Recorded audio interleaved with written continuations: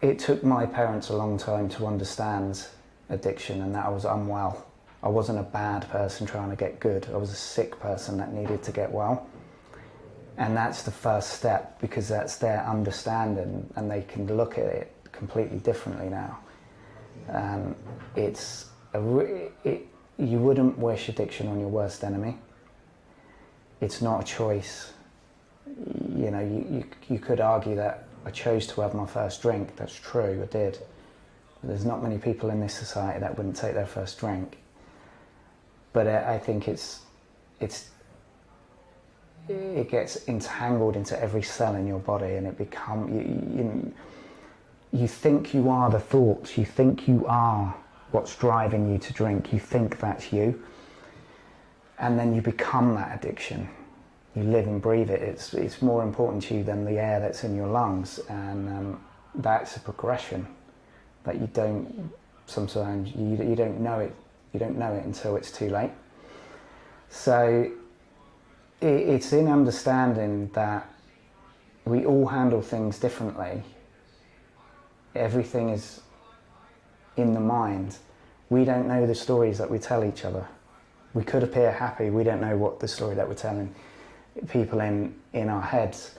So I guess in understanding, finding lived experience, integrating that into, lived experience with anything, bringing that into your culture, getting people to talk about their experience with addiction in the workplace is huge. We live off lived experience.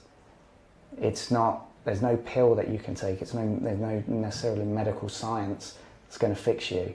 But in hearing how other people, in connecting and saying, all right, I'm a bit like that, I'm a bit like that person, I'm a bit like that person. You pick and shoot, you pick up certain things, you take hope, you take inspiration.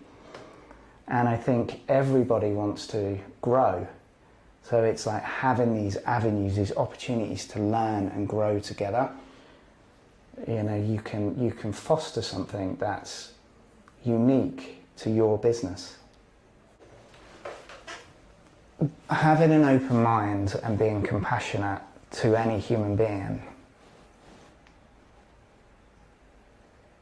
is what makes us really human, I think. And being able to practice that will grow you as a human being.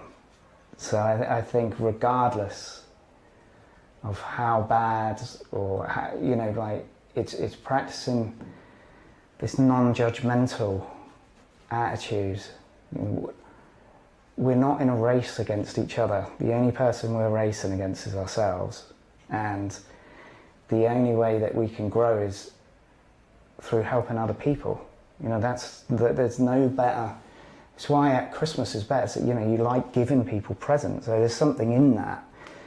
And so looking where you can be of service to other people, the value that you will get from that, in having an open mind, being compassionate, showing love to people, showing general empathy. It's what makes us human. It's what will make for a better culture. It's what will make for a better society. These are things that we were born with. These are like natural. These are like natural things. The only natural things that we have is love and joy and compassion, and that's really like what we have. It's what we are. We just need to realise it. How should employers treat addiction? With open-mindedness, with empathy, and with understanding.